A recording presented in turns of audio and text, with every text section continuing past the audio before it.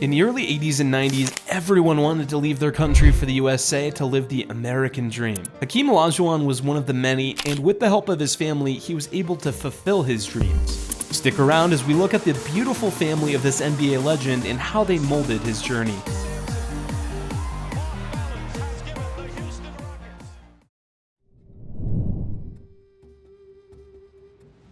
Hakeem was born to Salim and Abike Olajuwon, who were working-class Yoruba owners of a cement business in Lagos, Nigeria. They had 6 children, and Hakeem was the third among the bunch. He and his siblings were brought up in a 1-story, 3-bedroom in a small middle-class neighborhood in Lagos. Hakeem credits his parents with instilling the virtues of hard work and discipline into him and his siblings. According to him, his parents taught him a lot of self-belief, honesty, and hard work while being respectful to their elders. He comes from the popular Yoruba clan that value the basic principles of bravery, temperance, honesty, morality, and fortitude. These standards are the basis of who Hakeem is, and he would eventually use these important life lessons to blossom into one of the greatest basketball players to ever live. Not only did Hakeem play at the highest level, but he also set the standard for the next generation of NBA players. You know, back in 1991, Texas was full of basketball playing Hakeems from Nigeria. There were 2 other Olajuwons who were having some sort of impact in basketball, although Hakeem of course remained unchallenged as the tallest branch on the family tree. His brother Taju was once a 6'7" junior center at the University of Texas San Antonio, and another brother, Hafiz, was once a 19-year-old sophomore swingman at Alvin Community College. Taju especially was sort of a hot commodity recruited for anyone's pickup games. His actions spoke louder than any of his words, and Taju became better known for who he was not rather than who he was.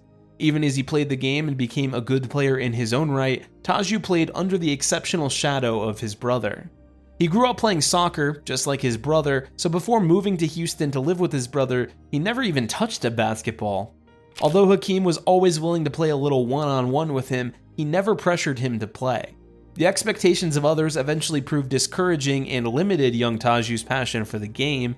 He was initially reluctant to promote comparisons with his brother, but his curiosity about what it was like to dunk overcame his reluctance, and in his senior year of high school, he had grown into an all-state player. He accepted a scholarship to Indiana State University, but was unable to play there due to his knee injuries. As a result, he transferred to UTSA, where the warmer climate and softer wood floors were easier on his knees. We don't know much about Hakeem's other siblings though. My guess is they went on to do their own thing outside of basketball. Anyways, back to Hakeem. In 1980, Hakeem relocated to the United States to try out for the basketball team at the University of Houston, and he eventually gained a scholarship to play for the Houston Cougars basketball team. While he was still in college, he met Lita Spencer, a high school senior who has a daughter with him.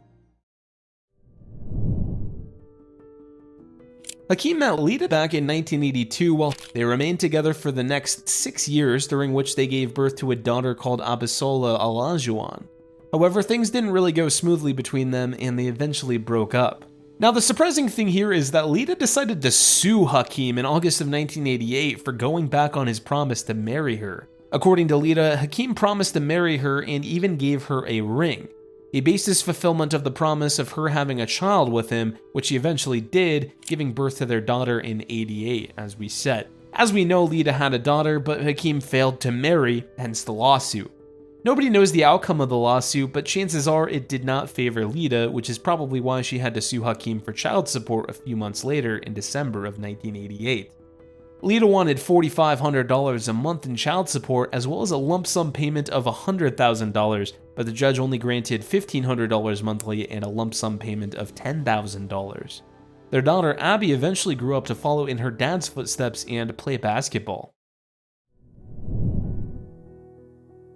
Abby, who was born on July 6, 1988 to Hakeem and Lita, is currently a basketball coach and a former player in her own right.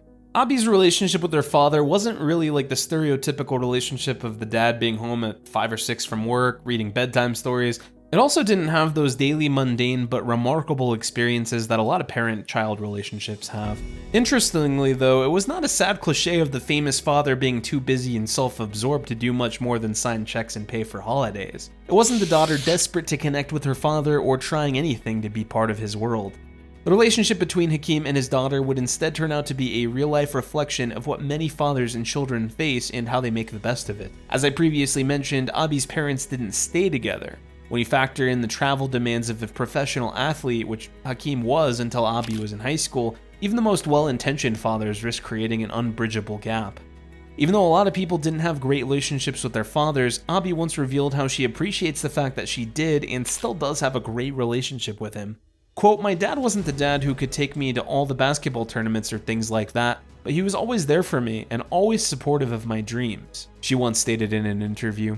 While Hakeem's story is well known, from Phi Slamma Jamma at the University of Houston to bringing the Houston Rockets 2 NBA titles, to U.S. citizenship and an Olympic gold medal for the United States, to the Naismith Hall of Fame, his daughter's story, on the other hand, is less well known among women's basketball fans. She spent the majority of her college career at Oklahoma as a backup in the shadow of twins Courtney and Ashley Paris. But Abi's ascent had a tortoise-in-the-hair feel to it. You see, Abi and her mother Lita, who was an entertainment attorney and producer, moved to California from Houston when Abi was quite young. Much of Abi's poise, intelligence, and savvy as she navigated her way through college, first as a support system, then as one of the first 5, was a direct result of her mother's influence. Abi earned 4 varsity letters while playing high school basketball at the Marlboro School in Los Angeles for head coach Trenton Jackson. Her high school achievements continued as she was named to the All-State First Team and the All-CIF SS First Team 4 times. She was also named to the USA Today All-American Team in her final 3 seasons. As a senior, she led Marlboro to 3 state championships in 03, 04, and 05, while averaging 15.9 points per game and 15.4 rebounds per game. She was named a 2006 McDonald's All-American for her performance. Abi was also recognized as an All-American by the Women's Basketball Coaches Association, Division IV AA Player of the Year by the CIF-SS, and Athlete of the Year at Marlboro High School during her senior year.